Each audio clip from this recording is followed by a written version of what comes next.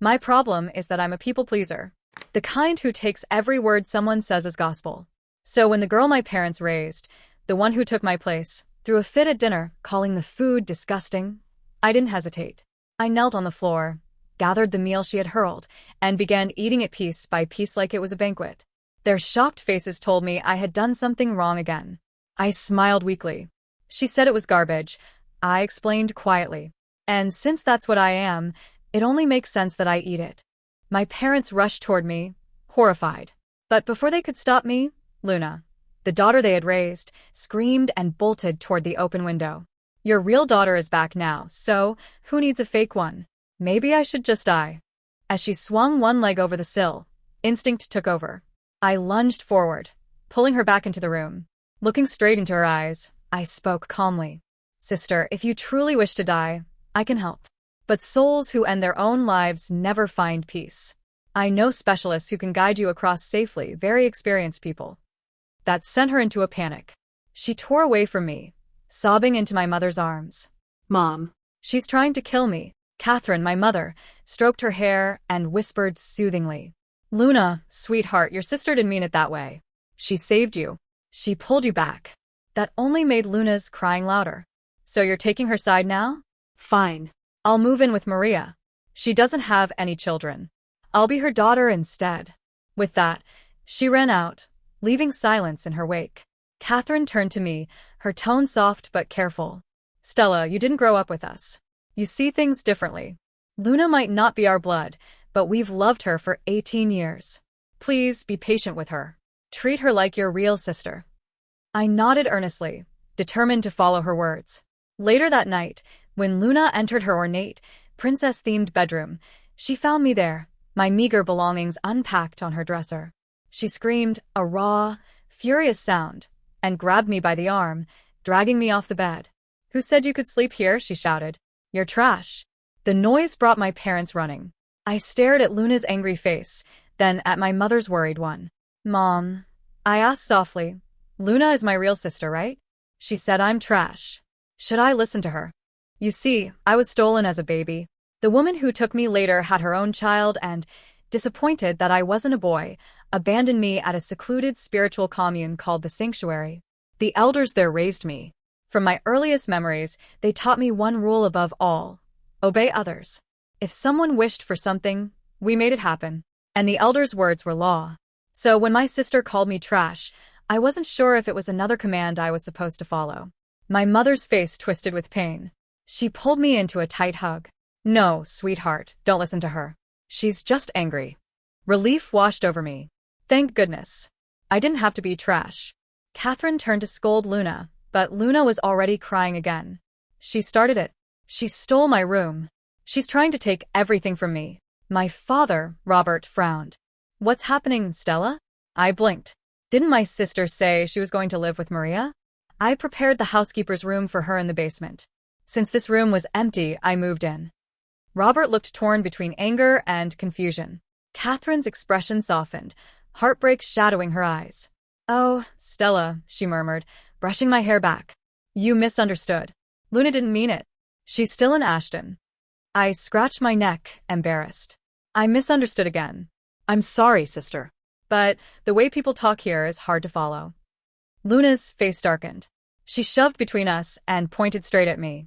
Stop pretending, Stella. You know exactly what you're doing. I hesitated, then pulled out a small notebook and pen from my pocket. Words can be not real? I asked sincerely.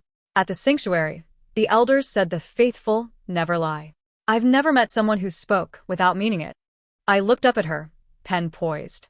Could you teach me how to tell the difference? I really want to learn. I wasn't joking. Everything I said came from genuine sincerity. But Luna clearly didn't think so. She slapped the notepad right out of my hands and turned on our father with tears in her eyes. Dad. Do you see this act? She's pretending to be all innocent while twisting everything I say. My father, unlike my mother, had a hard, controlled expression. He'd always favored Luna, and it showed. If you think she's lying, he said coolly, we'll see for ourselves.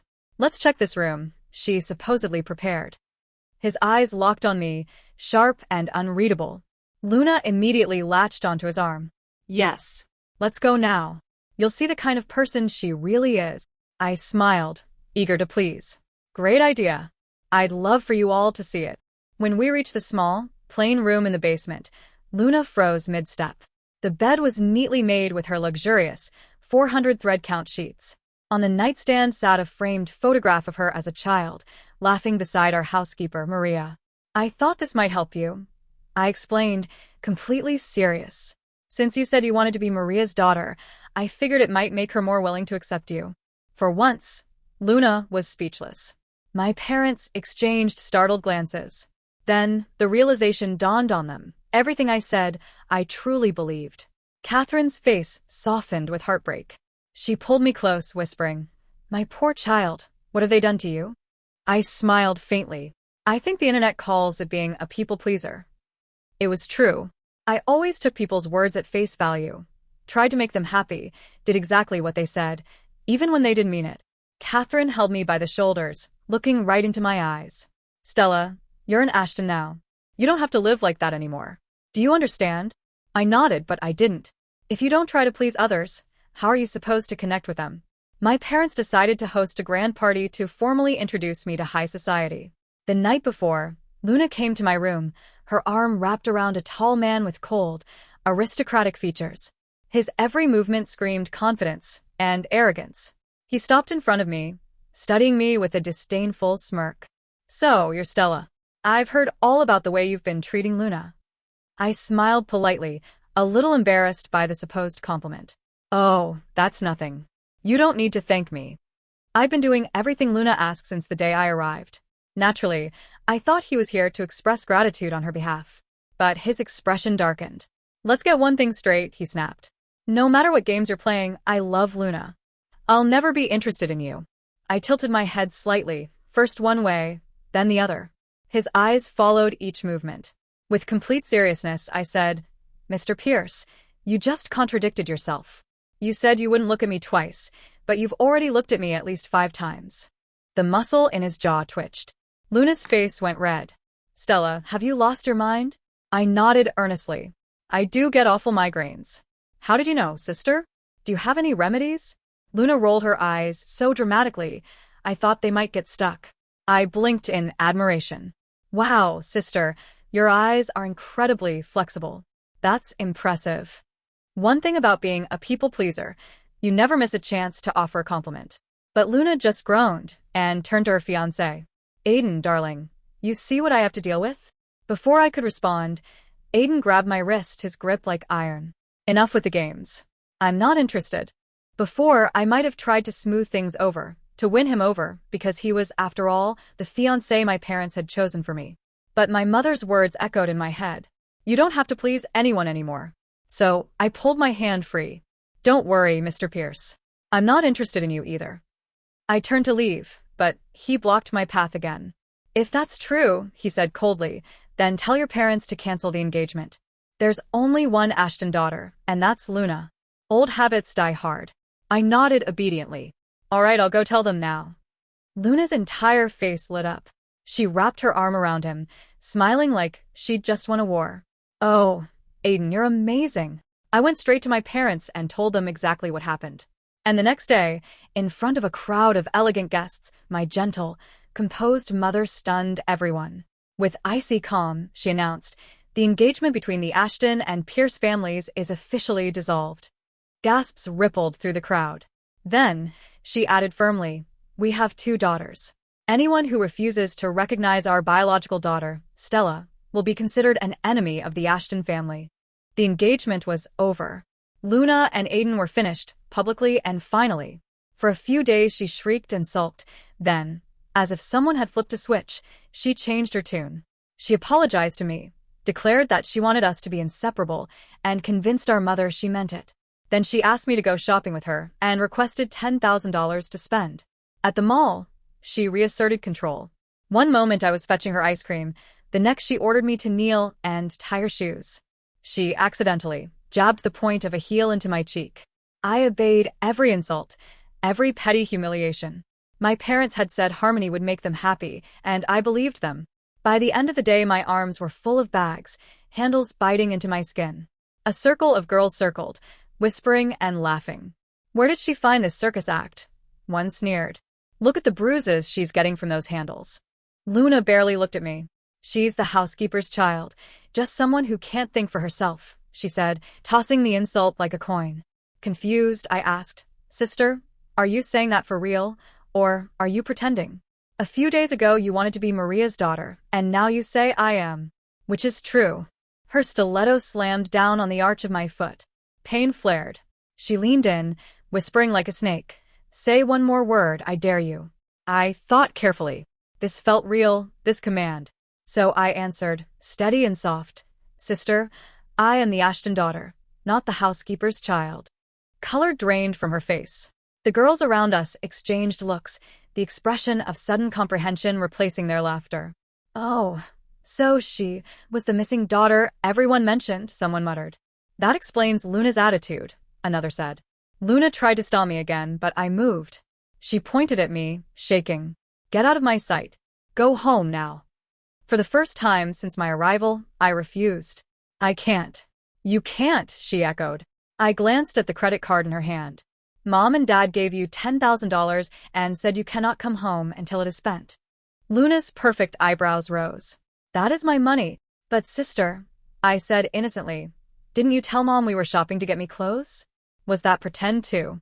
Her group dissolved into laughter. Humiliated, Luna dumped the bags and ran. I looked at the mountain of purchases at my feet and smiled. It had been a productive day. 2 days of silence passed. Then Luna devised a new scheme. She told our mother I needed education, that I was unrefined and should be placed in school. My parents agreed, as always, and told me to obey my sister there too. On my first day, Luna gathered classmates around like predators. Stella, she asked sweetly, what did you do before you arrived here? I answered honestly. I used to sweep at the sanctuary. They erupted, laughter boiling into scorn. A janitor? She is actually a janitor, someone hissed. The shock curdled into disgust. Really? None of you ever had to sweep? I asked, puzzled, as their derision swelled. Luna, perched up on a desk, tapped my shoulder with the toe of her designer shoe. Stella, stop being pathetic. These are heirs to major companies. Do you think any of them ever held a broom? She glanced toward the courtyard, smiling. The grounds look dirty. Why don't you sweep them? Sweeping was what I knew, so I fetched a broom and went outside. Luna and her friends followed, circling like vultures. Is that how you clean back at the sanctuary? Luna mocked. I nodded. She shook her head and said, no, back then you were bald. At the words, they pounced. Hands grabbed me, threw me down. Scissors flashed. The past I had tried to forget slammed into me, merciless and immediate. I thrashed, screamed, begged them to stop. Don't touch my hair, stop. I cried, fighting. Luna shouted, cut it all off, shave it clean, make her remember. They pinned me, forcing my face to the packed earth, scissors snipping with terrible finality. My hair fell in clumps. When at last they let me up, I knelt in the dust, tears carving tracks in grime and soil. Luna laughed, holding up her phone and pressing the screen in my face. Look, sister, do you like your new look? The image was a mockery, half my head shaved bald, the other half left ragged. Luna tapped the screen. This is too good to keep, I'll post it everywhere. Her fingers flew across the screen, and soon the photo was plastered across social feeds. She grinned, a blade of malice in her smile. Are you angry now? I bet you are.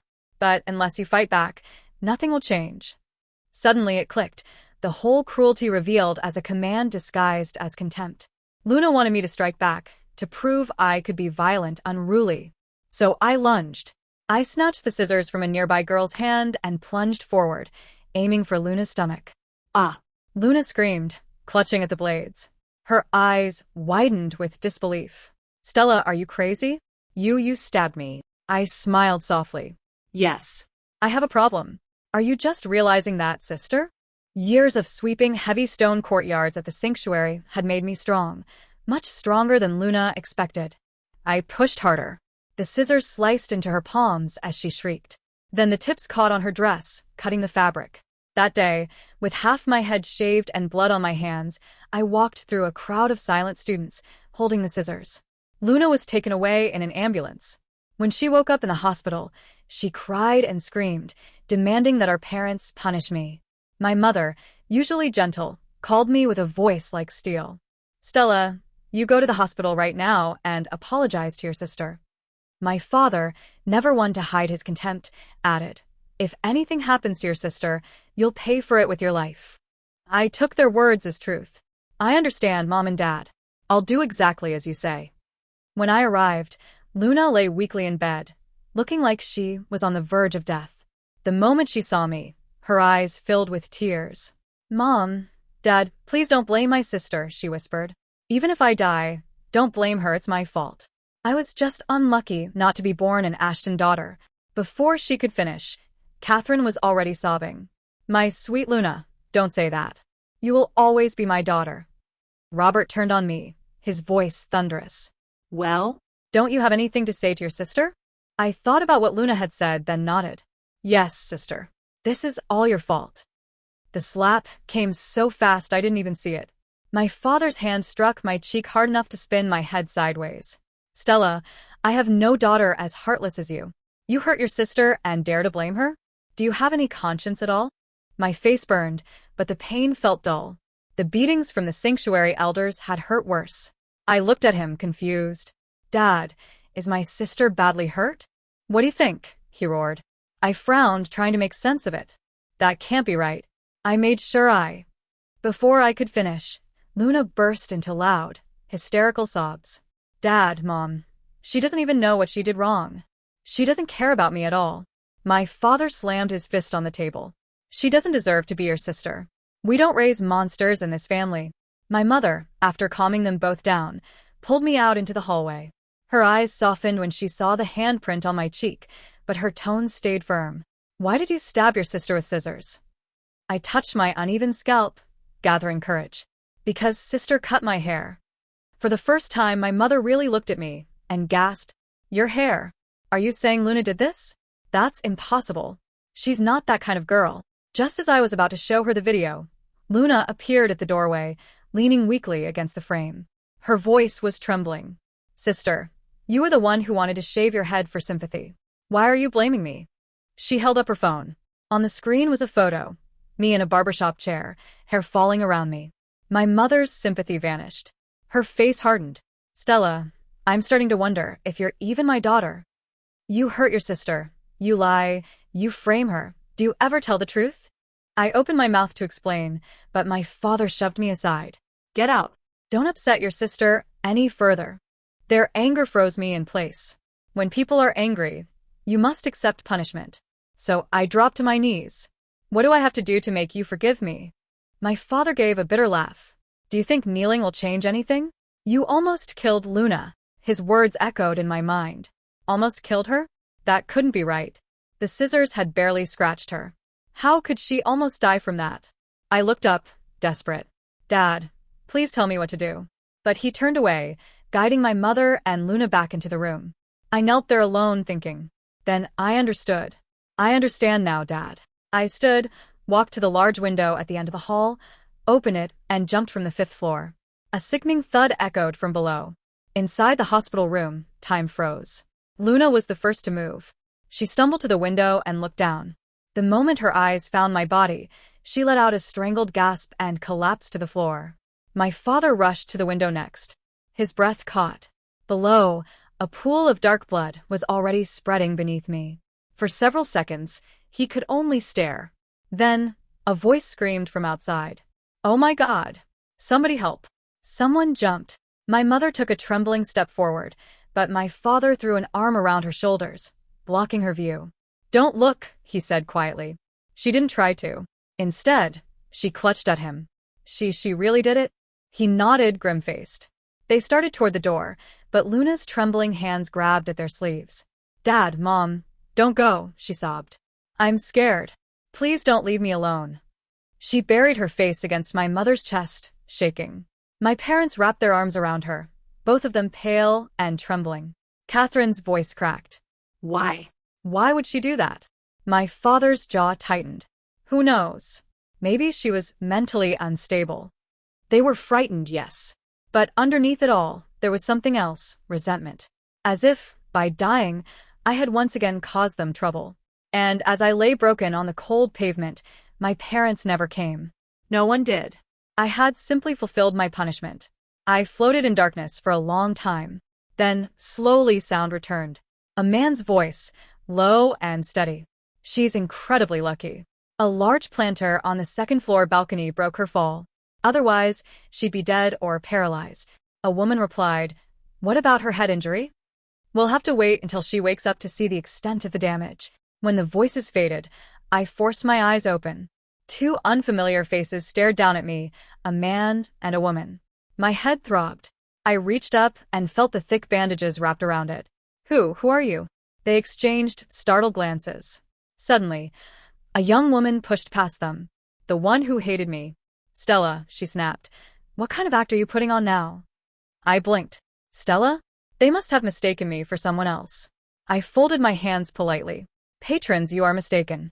I am a helper from the South Cloud Sanctuary. My name is not Stella." Sunlight streamed through the window. I frowned. It's already midday. I must return to prepare the meal, or the elders will punish me. When I tried to get out of bed, the couple rushed to stop me. They called the doctor back, and after several tests he told them, "She's suffering from amnesia." Apparently, I had lost all memory of my time with the Ashton family. They kept saying that name, Ashton, and each time, a strange tightness gripped my chest. I didn't know why. I only wanted to go home, but they wouldn't let me leave. Then the cruel girl spoke up. "Mom, Dad, don't worry.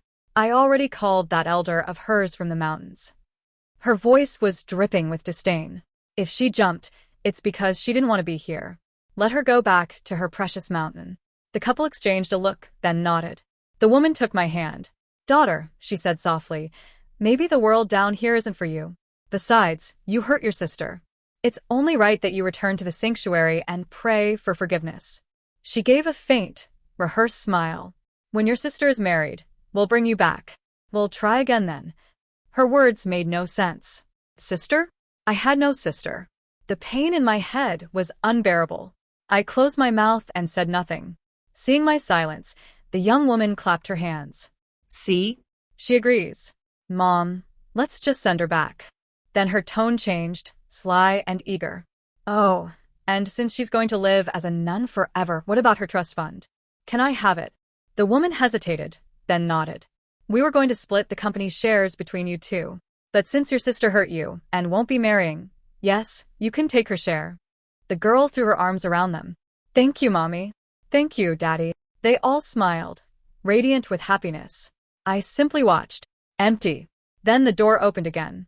I looked up, expecting my elder. But when I saw her face, my blood went cold. It was Sister Serafina.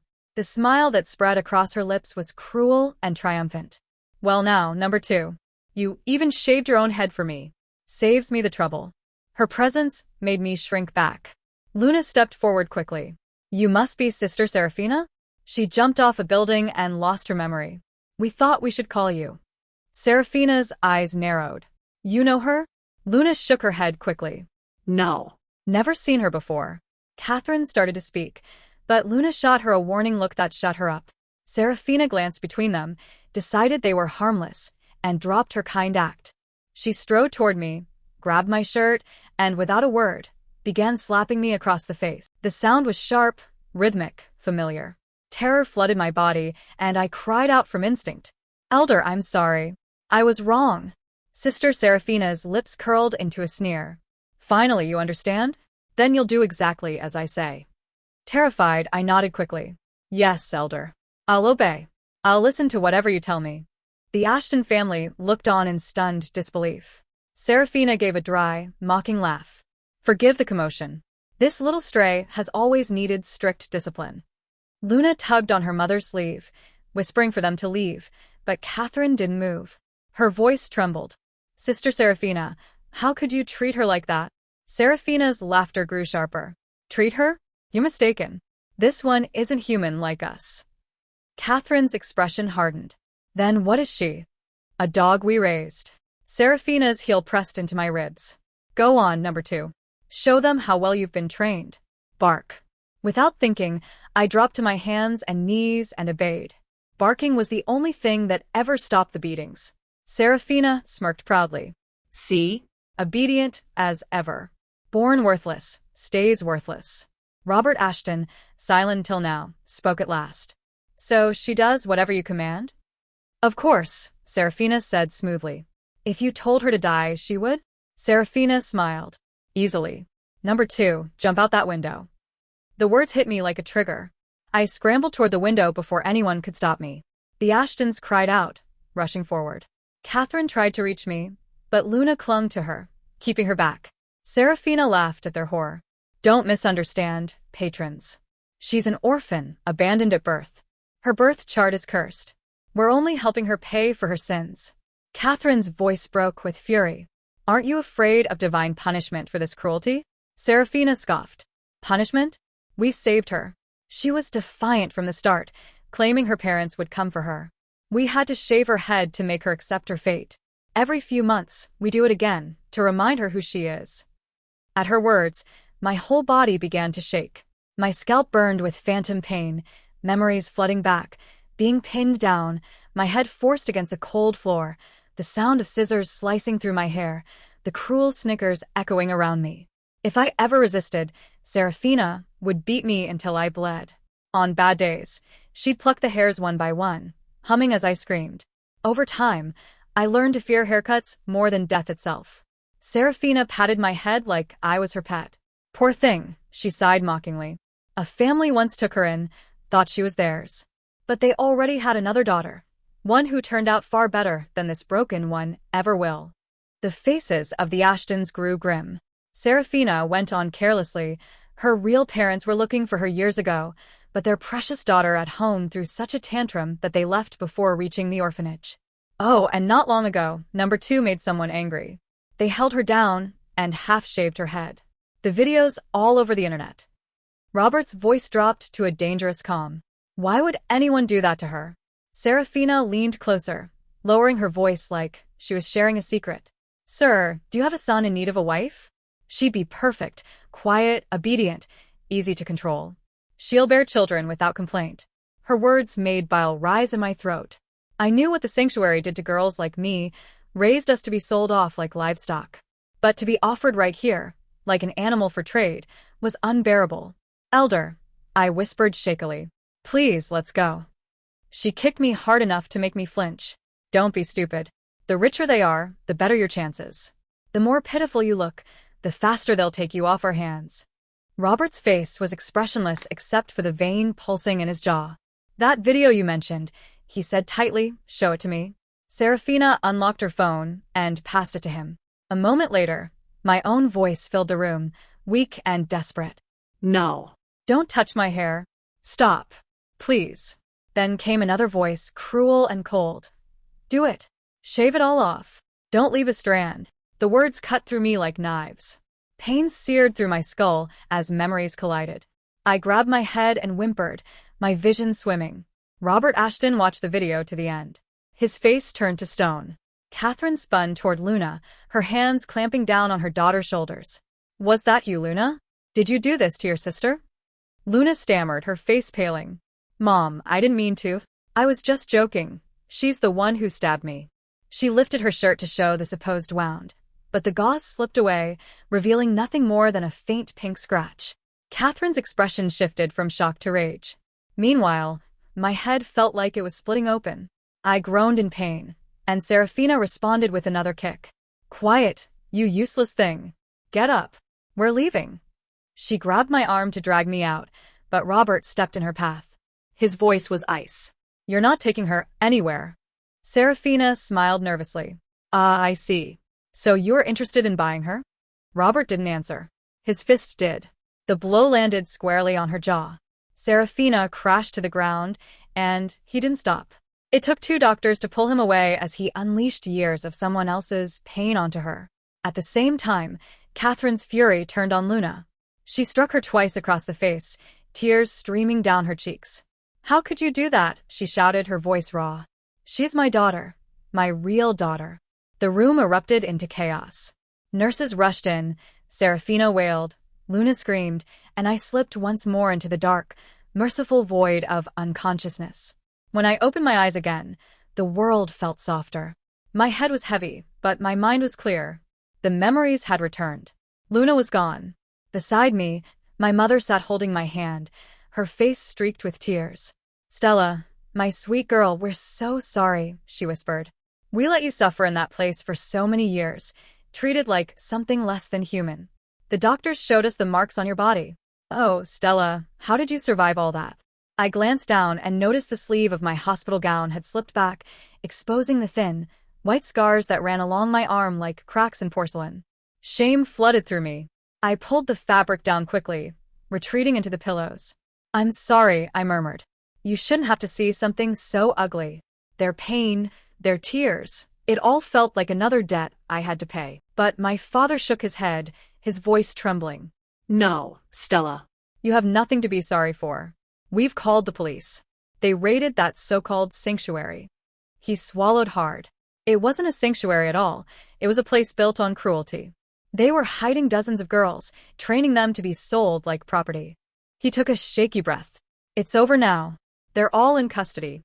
You'll never go back there again." For a long moment, I couldn't move. Then, the tears I'd been holding back for years finally fell. The nightmare had ended. What they didn't know was that I'd made myself ugly on purpose. Every time they shaved my head, I told myself that no one would want a girl who looked like that. If I was undesirable, I would never be sold. But each act of defiance came at a price: pain, humiliation, punishment. My father's words echoed in my mind, but one question still lingered. "Dad," I said softly, "do I still have to die for what I did to my sister?" My parents exchanged a look that carried too much sorrow for words. Catherine's voice quivered as she asked, "Stella, the day you jumped, was that why?" I nodded faintly. Dad said if my sister was ever hurt because of me, I had to pay with my life. I saw how bad her wound was. I thought giving my life would make things right. The moment I said it, my father broke. He gripped my hand and pressed it against his cheek, sobbing. No, sweetheart. No. It was my fault. I was blind. Luna tricked me. She wasn't even hurt. It was all lies. All those things she did to you, all those rumors at school, we know everything now. We failed you, Stella. I failed you. I thought back to the day I'd gone to the barber. The half-shaved mess on my head had made me feel sick every time I looked in the mirror. I only wanted them to even it out. I never imagined Luna would take a photo and turn it into proof of some crime I hadn't committed. Looking at my parents now, broken, remorseful, I felt a strange ache inside me. Grief, yes, but something gentler too. Still, I had to ask, where is she now? She's gone, my father said firmly. She is not your sister. We sent her away. You never need to speak of her again. But I hesitated. But Mom always said I should treat her like my real sister. All my life, I had been trained to please others, to obey, to adapt, to become whatever they wanted me to be. Even now, that instinct lingered. My mother pulled me close, her arms trembling around me. You don't have to listen to anyone anymore, Stella. Not to me, not to your father, not to anyone. You are your own person now. You don't owe anyone obedience. You only have to do what you want. I tilted my head up, my voice barely a whisper. Not even you and Dad? My father placed a gentle hand on my head. Not even us.